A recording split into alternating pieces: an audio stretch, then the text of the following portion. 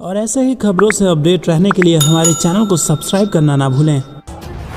क्या 2024 के चुनाव से पहले भाजपा में पड़ जाएगी फूट? क्या भाजपा के बड़े नेता को देना पड़ जाएगा इस्तीफा?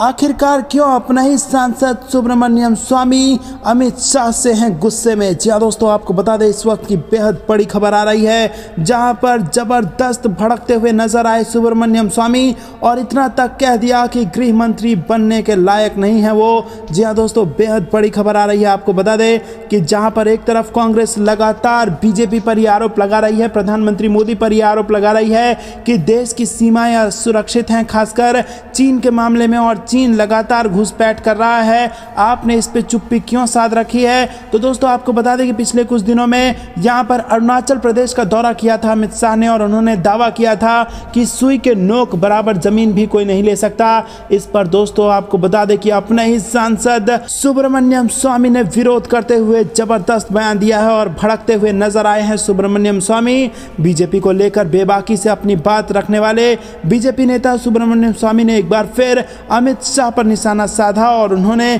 कहा है कि शाह कहते हैं कि भारतीय सीमाएं सुरक्षित है, उल्लंघन नहीं किया जा सकता। ये सरासर झूठ है और ये उनकी हिमालयी अज्ञानता है। जी हाँ दोस्तों, क्या अपने आप को बेहतर दिखाने के चक्कर में गृह मंत्री देश की सुरक्षा को खतरे में डाल रहे हैं? क्योंकि यहाँ पर उन्हीं के नेता जो सुब्रमण्यम स्वामी है वो ये कह रहे हैं कि ये सरासर झूठ है कि देश की सीमाओं का उल्लंघन नहीं किया गया है, और ये भी झूठ है कि सीमाएं सुरक्षित हैं, और ये गृह मंत्री की हिमालयी अज्ञानता है। इससे बड़ी अज्ञानता नहीं हो सकती। और दोस्तों यहीं पर नहीं रुके सुब्रमण्यम स्वामी और आगे कहा कि किसी भी तरह से वो गृह मंत्री बनने के लायक नहीं है। तो दोस्तों आपको क्या लगता है, क्या वास्तव में सीमाओं को जिस प्रकार से सीरियसनेस के साथ देखना चाहिए, गंभीरता से देखना चाहिए, उस गंभीरता से नहीं लिया जा रहा है और अपनी पीठ थपथपाने के चक्कर में देश की सीमाएं असुरक्षित रख दी गई हैं? आपको क्या कुछ लगता है कमेंट में जरूर बताइए।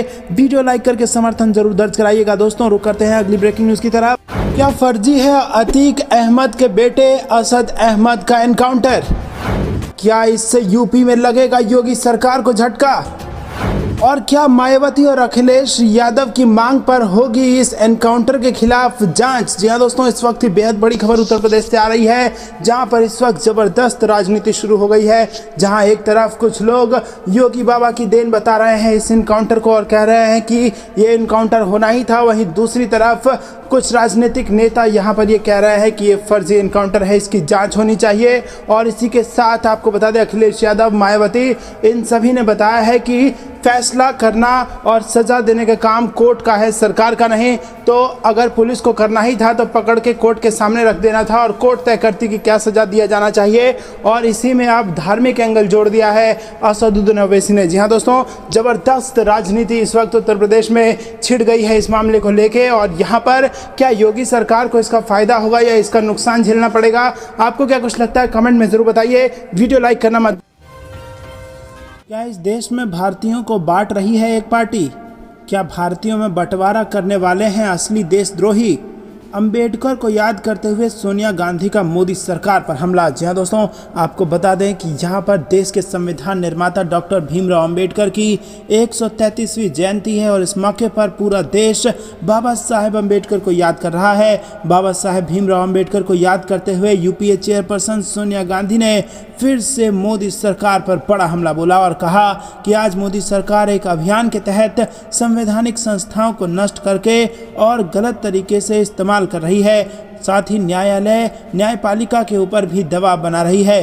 14 अप्रैल को डॉक्टर भीमराव अंबेडकर की जयंती पर टेलीग्राफ में लिखे एक लेख में सोनिया गांधी ने कहा कि आज बाबा साहेब की विरासत का सम्मान करते हुए हमें उनकी दूरदर्शी चेतावनी को याद रखना चाहिए कि संविधान की सफलता उन लोगों के आचरण पर निर्भर करती है जिन्हें शासन करने का कर्तव्य सौंपा गया है। आज स्वतंत्रता, समानता, बंधुत्व और न्याय की नींव को कमजोर किया जा रहा है। इसी के साथ दोस्तों उन्होंने कहा कि आज असली देशद्रोही वो है जो धर्म, भाषा, जाति और लिंग के आधार पर भारतीयों को एक दूसरे के खिलाफ विभाजित करने के लिए अपनी शक्ति का दुरुपयोग कर रहे हैं। शुक्र है शासन के प्रयासों के बावजूद लोग एकजुट हैं। तो दोस्तों, क्या आपको भी ऐसा लगता है कि असली देशद्रोही वही हैं जो धर्म, भाषा और जाति के नाम पर भारतीयों को एक दूसरे के खिलाफ लड़वाते हैं, नफरत फैलाते हैं और अपनी शक्तियों का दुरुपयोग करते हैं? कमेंट में जरूर बताइए और वीडियो लाइक कीजिए।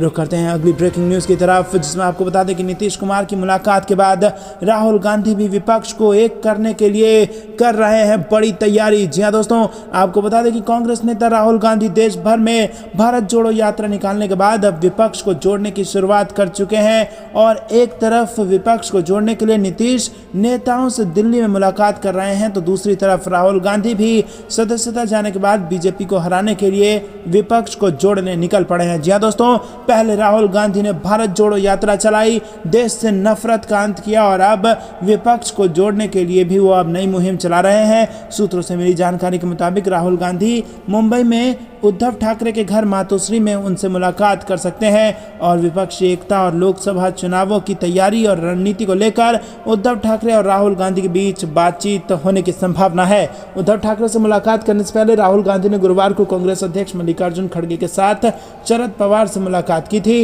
रुक करते हैं अगली ब्रेकिंग न्यूज की तरफ। बस्तर पहुंचकर जबरदस्त दहाड़ी प्रियंका गांधी और सीएम बघेल का भी बड़ा बयान। बोले यहाँ पर आदिवासियों की जमीनें छीन ली गई थी। जी हां दोस्तों, छत्तीसगढ़ के बस्तर संभाग के जगदलपुर मुख्यालय में बृहस्पतिवार को भरोसे का सम्मेलन समारोह आयोजित किया गया और इसमें सीएम भूपेश बघेल समेत आपको बता दें कि प्रियंका गांधी ने भी इसमें भाग लिया और जबरदस्त तरीके से अपनी आवाज यहां पर उन्होंने जनता के बीच में रखी और उन्होंने जमकर बीजेपी पर हमला किया और साथ ही साथ आदिवासियों को संबोधित करते हुए कहा कि यहां पर आदिवासियों की जमीनें छीन ली गई थी। देश में पहला उदाहरण था जब हमने लोहंडीगुड़ा में आदिवासियों की जमीन वापस करने का काम किया था। दोस्तों, ये बेहद बड़ी खबर आ रही है। छत्तीसगढ़ में भी कांग्रेस पार्टी जबरदस्त तरीके से जमीन पर उतर चुकी है प्रियंका गांधी के नेतृत्व में और सीएम भूपेश बघेल लगातार बीजेपी को घेरते नजर आए। दोस्तों, रुक करते हैं अगली ब्रेकिंग न्यूज की तरफ। दोस्तों, बस्तर पहुंचे हैं प्रियंका गांधी और जमकर बीजेपी सरकार की जो पूर्ववर्ती सरकार छत्तीसगढ़ में थी, जो 15 साल तक भाजपा ने छत्तीसगढ़ में सरकार चलाया, उसकी जमकर पोल खोली है। क्या कुछ कहा है प्रियंका गांधी ने, इस वीडियो में देखिए। मुख्यमंत्री जी ने कहा कि किस तरह से एक जमाना था जब यहाँ आने से लोग डरते थे, हिंसा थी, भय था और आज वही जगह, वही बस्तर एक ब्रांड बन गया है। आपकी पहचान पूरे देश में नहीं, विदेश में भी है। मैंने यहाँ देखा आपकी हस्तकला को किस तरह से बढ़ावा दिया जा रहा है। मैंने देखा कि किस तरह से मिलेट के सब पदार्थ बनाए जा रहे हैं, किस तरह की पैकेजिंग हो रही है और आपको मदद मिल रही है कि ये विदेश में भी जाए, पूरे देश भर में बेचा जाए। तो दोस्तों, क्या आप भी प्रियंका गांधी का खुलकर समर्थन करते हैं? वीडियो लाइक करना और ऐसे ही खबरों से अपडेट रहने के लिए हमारे चैनल को सब्सक्राइब करना ना भूलें।